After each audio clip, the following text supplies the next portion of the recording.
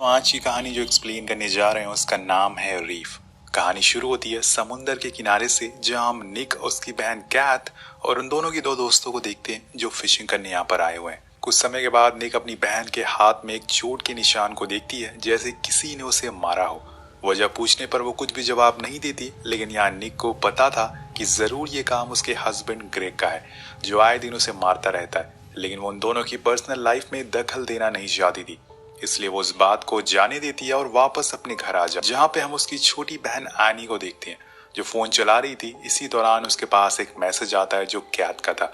वो निक को अपने घर बुला रही थी, तो वो फौरन वहां से निकल जाती है। वहां जाने पर उसे ग्रेग बैठा हुआ मिलता है और उसके चेहरे पर स्क्रैच मार्क्स, जिन्हें देखकर वो पूछती है कि मेरी बहन कहाँ है। वो कहता है कि मुझे ये नहीं करना चाहिए था, अब मैं बहुत पछता रहा हूँ, लेकिन तुम्हारी बहन ने ऐसा करने पर मुझे मजबूर कर दिया। अब निक को कुछ समझ नहीं आ रहा था कि ग्रेग ने आखिर क्या किया हुआ है, इसलिए वो सीधा उसके रूम में जाती है। अब वहां जाकर वो तो नहीं मिलती, बल्कि उसकी लाश मिलती है। अपनी बहन की ऐसी हालत देखकर वो पूरी तरह से टूट जाती है। एक वही थी जो उसे समझती थी, लेकिन अब वो चली गई है। कुछ देर बाद वहाँ पुलिस आती है और ग्रेग को वहाँ से ले जाती पर आते हैं तो खोने का दर्द निक बर्दाश्त नहीं कर पाती। अब उसका यहाँ किसी भी चीज में मन नहीं लगता, इसलिए वो कुछ दिनों के लिए बांग्लादेश ट्रिप के लिए आ जाती है, जहाँ पे उसका थोड़ा मन बहलता तो है, लेकिन कभी कभी उसे खुद के सामने कैट के विजन आते हैं और अब उसे नींद भी बहुत कम आने लगी है। सीन शिफ्ट होता है 9 महीने बाद, जहाँ पे हम एनी, निक और उनकी दो दोस्तों को देखते हैं, जिन लोगों ने आज का प्लान समुद्र में जाने का बनाया है, जिससे निक थोड़ा सा रिलैक्स फील कर सके और उसका माइंड थोड़ा सा चेंज हो सके।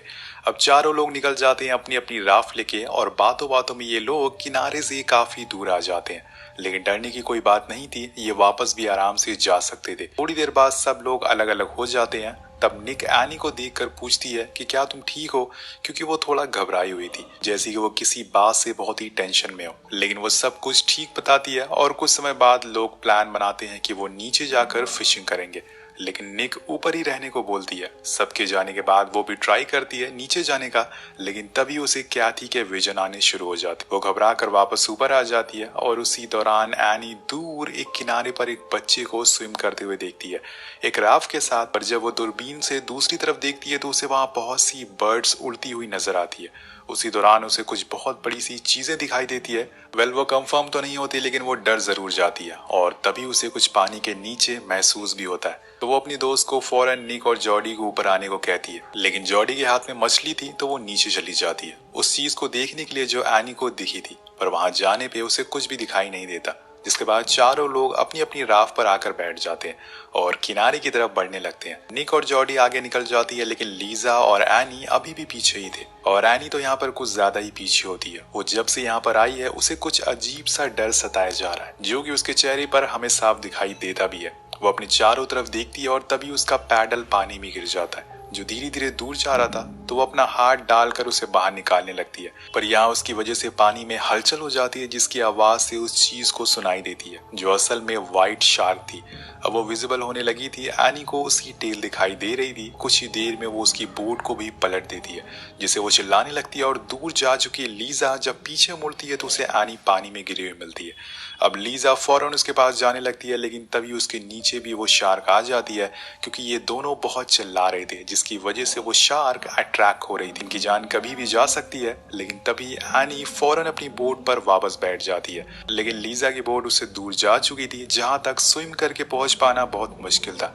तो वो अब एनी की तरफ बढ़ना शुरू करती है, पर जितनी देर में वो उस तक पहुंच पाती तब तक वो शार्क उस पर हमला कर देती है और उसे जिंदा ही खा जाती है। अब ये सारी चीजें एनी के सामने हो रहा था और उसने कभी भी ऐसी कोई चीज नहीं देखी थी, जिस वजह से वो पूरी तरह से सहम जाती है और चुपचाप अपनी उल्टी बोट पर लेटी रहती है। पर जब कुछ देर बाद निक देखती है कि उसके दोस्त दिखाई नहीं दे रहे हैं, तो वो पीछे जाती है और उसे वहां सिर्फ एनी दिखती है। तो वो दोनों फौरन उसके पास जाती हैं और उसे लगता है कि शायद लीजा पानी के नीचे है। लेकिन जब उन्हें पानी में लाल रंग दिखाई देता है तो वो समझ जाते हैं कि वो अब जा चुकी है, जिससे कि जॉडी सबसे ज्यादा उदास हो जाती है, क्योंकि वो उसकी सबसे अच्छी दोस्त थी। लेकिन अब ये लोग किनारे तक जाएं तो जाएं कैसे, क्योंकि पूरा पानी में तो खून फैल चुका है, जिसकी स्मेल शार्क को और ज्यादा अट्रैक्ट कर रही है। और सबसे पहले तो इन्हें आने की बोट को सीधा करना पड़ेगा, लेकिन वो अब पानी में उतरने का नाम ही नहीं ले रही है। इस हादसे के बाद वो इतना ज्यादा डर चुकी है कि उसकी जगह निक पानी में उतरती और उसकी बोट को सीधा करके वो उस पर बैठा देती है। दूसरी ओर जॉडी अभी भी पानी में ही देख रही थी। उसे लग रहा था कि शायद उसकी दोस्त ऊपर जिंदा हो,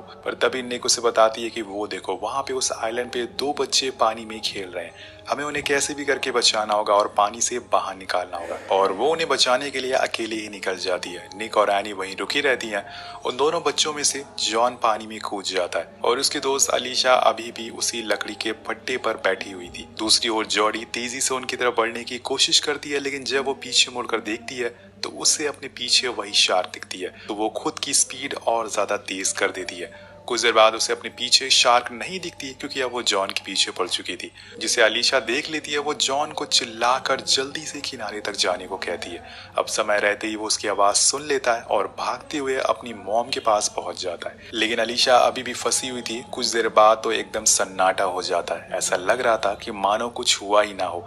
लेकिन तभी अचानक से वो शार्क आकर उस लकड़ी को बीच से तोड़ देती है और अब अलीशा पूरी तरह से पानी में थी। जिससे उस शार्क को मौका मिल जाता है उसके करीब जाने का, तो वो करती भी कुछ ऐसा ही है। अब जैसे ही वो पानी में गिरती है, वो उसका पैर अपने जबड़े में फंसा लेती है और अलीशा बहुत ही छोटी थी तो वो ज्यादा कुछ कर नहीं पाती। लेकिन तभी वहां मौके पर जॉडी आ जाती है और शार्क को वहां से भगाने में कामयाब हो जाती है। वो उसे लेकर फौरन उस आइलैंड के किनारे पर पहुंचती है और उसकी जान बचा लेती है। और कुछ देर बाद वहां निक और एनी भी पहुंच चुके थे, लेकिन अलीशा के पैर में ज्यादा खून बह रहा था। अगर उसे रोका नहीं गया तो उसकी मौत भी हो सकती है। लेकिन यहाँ सोचने वाली बात ये थी कि असल में ये लोग यहाँ पहुंचे कैसे इस वीरान से आइलैंड में। यही सवाल निक जॉन की माँ से पूछती है तो वो बताती है कि मैं और मेरा परिवार यहाँ पर आए थे एंजॉय करने के लिए। जिसके बाद मेरे हस्बैंड के दोस्त और वो कैंपिंग करने चले गए, पर उन्हें गए हुए 2 दिन हो चुके हैं और अभी तक उनका कुछ भी पता नहीं चला है। तब वो उन्हें बोट के पास लेकर जाती है, जिसकी मदद से ये पास वाले आइलैंड पर जा सकते हैं मदद मांगने के लिए, पर वो बोट किनारे से काफी दूर होती है। तो जॉडी और एनी उसे करीब लाते हैं, जिसके बाद जॉन की माँ और सारे लोग मिलकर उस बोट के दोनों साइड पर उन्हीं कायक को बांध देते हैं। वो निक को एक चाकू भी देती हैं, जिसके बाद वो तीनों उस आइलैंड के लिए निकल जाती हैं। लेकिन बीच में निक और एनी में बहस होना शुरू हो जाती है। उसका कहना था कि कैथी की मौत के बाद वो उसे अकेला छोड़कर चली गई, जिसके बाद उसने खुद को संभाला। वो अकेली पड़ गई थी। अगर उसने उसकी फिक्र की होती तो उसके पास ही रहती। अब निक उसे बहुत समझाने की कोशिश करती है, लेकिन वो बात नहीं मानती। इसी दौरान वो लोग नोटिस करते हैं कि उनके बोट में पानी भरना शुरू हो गया, जिसकी वजह से बोट की मशीन भी रुक जाती है। अब जॉडी उसे स्टार्ट करने की बहुत कोशिश करती है, लेकिन वो स्टार्ट नहीं होती और अब ये फंस चुके थे। वो खुद से बोट को चलाने लगते हैं। तभी यहाँ जॉडी दूर देखती है कि खूब सारी बर्ड्स उड़ रही हैं और तभी अचानक से एक शार्क आकर एनी को पानी में खींच लेती है और निक कुछ भी कर नहीं पाती। वो बस अपनी चारों तरफ देखती रहती है। लेकिन इसी दौरान एनी पानी से बाहर आ जाती है, पर उसे कुछ हुआ नहीं था। अब निक उसे लेकर ऊपर आती है और गले से लगा लेती है। वो उसे माफी मांगती है उसे अकेला छोड़ने के लिए। अब वो अपनी एक और बहन को खोना नहीं चाहती थी, इसलिए वो लोग फौरन उस बोट से पानी निकालना शुरू कर देते हैं और फिर अपने पैडल से ही आगे बढ़ने लगते हैं। लेकिन तभी इनके पीछे एक शार्क दिखती है। ये वही थी जिसने इनके साथी को मारा था। अब निक कहती है कि हम ऐसे नहीं बच सकते, ये हमारा पीछा कभी छोड़ेगी नहीं। वेल, पहले हमें इसे मानना पड़ेगा। पर जॉडी कहती है कि तुम्हें अंदाजा भी है कि वो कितनी बड़ी होती है। उसी दौरान उन्हें पानी में तेज तेज लहरें उठना शुरू हो जाती है, जिसका मतलब कि ये है कि अब वो एक नहीं बल्कि कई सारी हैं। अभी जॉडी कहती है कि हमें इन्हें मार पाना बहुत ही मुश्किल होगा, हमारे पास कोई हथियार भी नहीं है। तभी उसकी दोस्त बोलती है कि मेरे पास एक आइडिया है। हम लोग पकड़ी गई उन मछलियों को बोट के एंकर से बांध देंगे और उस बोट में ही मछलियां रख देंगे, जिसके बाद जैसे ही वो शार्क मछलियां खाएंगी, एंकर उनके मुंह में घुस जाएगा और साथ में वो बोट भी नीचे चली जाएगी, जिसकी वजह से वो फंस जाएंगी। अब दोनों को ये प्लान काफी अच्छा लगता है, जिसके बाद वो सेम वैसे ही करते हैं। कुछ देर बाद वहाँ शार्क आ जाती है और उन मछलियों को खाने लगती है, जिससे कि वो बोट अब खींचना शुरू हो जाती है। लेकिन यहाँ उस बोट की रस्सी इनकी बोट से बंधी हुई थी, जिससे कि इनकी बोट भी खींचना शुरू हो जाती है। लेकिन सही मौके पर वो उस रस्सी को काट देते हैं। इसके बाद वो लोग उनसे बंधी हुई दूसरी बोट को भी खोल देते हैं, ताकि वो पैडल करके आइलैंड तक पहुंच सके। लेकिन ये इतना आसान नहीं था जितना इन लोगों ने सोचा हुआ था। वो व्हेल मरी नहीं थी, बल्कि उसकी भूख और ज्यादा बढ़ गई थी, इसलिए वो अब और तेजी से इनके करीब आती है और अब इन लोगों के पास भागने के अलावा कोई और ऑप्शन नहीं था। ये लोग तेज तेज पैडल मारना शुरू करते हैं, पर जख्मी होने की वजह से शार्क और ज्यादा गुस्से में आ चुकी थी और वो बोट को जोर से टक्कर मारती है और इस बार जोडी पानी में गिर जाती है। उसके गिरते ही दूर से कई और शार्क इनके करीब आना शुरू हो जाती है, तो वो फौरन बोट को जॉडी के करीब ले जाती है, पर जितनी जल्दी हो सके उसे ऊपर खींच लेती है। हालांकि उसे हल्की फुल्की चोट आती है, लेकिन वो ठीक थी, वो जिंदा थी। तब निक को एक दूसरा आइडिया आता है। वो उस बोट पे रखी एक फिशिंग ट्रैप को देख जिसमें वो उन शार्क को फंसा सकते हैं, और तभी उसे शार्क दूर से आते हुए दिखती है। अब ये तीनों उस ट्रैप को लेकर तैयार थे। वो जैसे ही आती है वो उसे फंसा देते हैं, पर उसमें एनी भी फंस जाती है और शार्क के साथ नीचे जाने लगती है। अब ये देखकर निक फौरन वही चाकू लेकर पानी में कूद जाती है, लेकिन यहाँ पर उसके सामने सबसे बड़ी मुसीबत थी वो ट्रैप, जो कुछ ज्यादा ही उलझा हुआ था, जिसमें वो शार्क और एनी दोनों फंसे थे। इसी दौरान उसे कैथी के विजन भी आना शुरू हो जाते हैं, लेकिन इस बारी वो रुकने वाली नहीं थी। अगर इस बार भी वो डर गई तो उसकी एक और बहन उससे दूर चली जाएगी। निक जो चाकू नीचे लेकर गई थी वो उसे शार्क में घुसा देती है, जिससे उस जगह का पानी धीरे धीरे करके लाल होना शुरू हो जाता है। अब वो शार्क ट्रैप में फंस जाती है और वो कुछ ज्यादा कुछ कर नहीं पाती, जिसकी वजह से निक उस पर और कई बार वार करती है और वो आखिरकार मारी जाती है। पर इन सब के बीच में एनी बेहोश हो चुकी थी। वो फौरन उसे ऊपर लेकर आती है, तब जाकर उसे होश आता है, जिसके बाद वो लोग धीरे धीरे एक आइलैंड तक पहुंच जाते हैं जहां पे इन्हें मदद मिल जाती है।